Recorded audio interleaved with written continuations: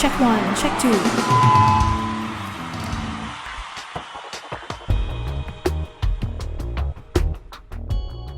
Hi, my name's Dr. Dan.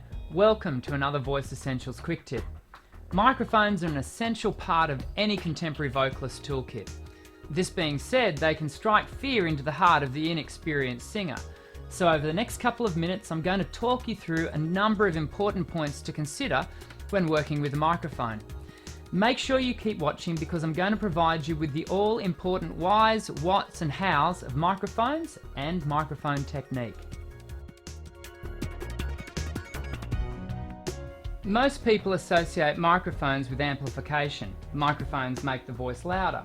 Well, that's true, but it's not the whole picture. Contemporary vocalists use microphones for a whole range of reasons beyond the simple loudness factor. For example, a good microphone can enhance the acoustic voice by adding resonant colour. The microphone facilitates the addition of effects such as reverb and delay. And many singers use their microphones to create fantastic soundscapes using loop pedals. And perhaps surprisingly to some, microphones help singers to deliver quiet singing. Soft melodies that might have struggled to be heard are suddenly hauntingly beautiful when delivered using a mic.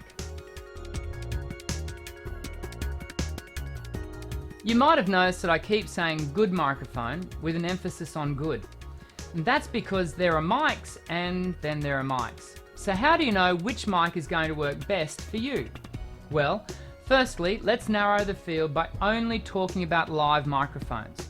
Mics used in the recording studio are a whole other kettle of fish, and sound engineers are best placed to provide advice on which mic is best in the studio setting.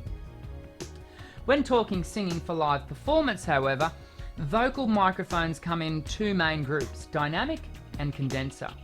Dynamic mics tend to have a flat frequency response and are great for live gigs like pubs and clubs where gain before feedback is an issue. Whereas a condenser microphone requires phantom power and it's generally more acoustically responsive. A second level of consideration when choosing the right microphone for the right gig is the polar pattern of the mic. There are four common types of polar pattern: omnidirectional, cardioid, supercardioid and hypercardioid. Omnidirectional and hypercardioid mics are typically used for lapel microphones and choir microphones respectively. As a performance vocalist, you're going to be using either cardioid or supercardioid polar patterns. For example, the industry standard Shure SM58 is a dynamic cardioid mic. This makes it the general workhorse of most pubs and club singers. But if you're looking for something more refined, then the Shure Beta 87A might be the go. The 87A is a supercardioid condenser mic and will sound great in acoustically refined spaces. I often find myself recommending the Shure Beta 58, which is a dynamic supercardioid microphone, and it seems to be a good balance of refinement meets rigor. Now, before you rush off and spend your hard-earned coin on a Shure microphone, let me state that brands like Sennheiser, Rode and AKG all make excellent mics. I'm not advocating for any particular brand. What I would recommend you do, however, is find your local audio equipment specialist and ask them to set up a range of mics on a flat EQ. Then, have a sing. Trust me, your voice will tell you which mic is the best one for you. Quite literally, the mic will choose you. It's a bit like the wand chooses the wizard in Harry Potter. Once you've decided on the right mic, you'll need to make a final decision on whether you want it to be a cable mic or a wireless mic. Essentially, the main difference here, besides the obvious, one has a cable and one doesn't, the main difference is price. So I'll leave this decision to you and your budget, but I will make one point. Make sure you walk out with the right cables for your mic. For example, if you buy a cable mic, I would recommend a 10 meter XLR to XLR cable. This length will give you some room to move around on stage.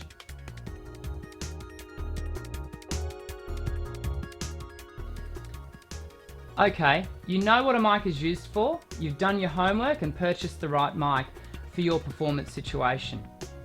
Now, how do you use the microphone correctly? Most people think it's just as simple as holding the mic any which way. Well, it isn't.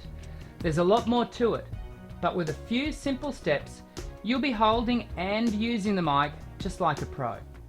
Start by holding the microphone in the opposite hand to the one you're going to naturally want to hold it in. Put out your hand, palm facing up, and place the mic along the point at which your fingers join to your palm. Wrap your fingers around the stem of the mic and place your thumb parallel to the stem so that it rests just under the head of the mic. Great. Now you're holding the mic correctly, let's now position the mic so that it sits the right distance from your mouth. Bring the microphone up to your mouth so that it sits around about 2 fingers away from your bottom lip. Angle the mic down just a fraction so that your audience can see your wonderfully expressive performance face. A couple of final points. Firstly, your microphone needs to be held relatively closely to your mouth most of the time. That archetypal rock stance with the microphone being held 1 foot away from the mouth isn't going to work for most gig settings. So keep the mic up and close. Finally, if you're using a microphone stand, make sure you position the mic in the same way as holding it, in front of the bottom lip with 2 fingers distance and slightly angled. If you follow these easy rules, your mic is going to work for you, not against you. I hope you've enjoyed this quick tip about microphones.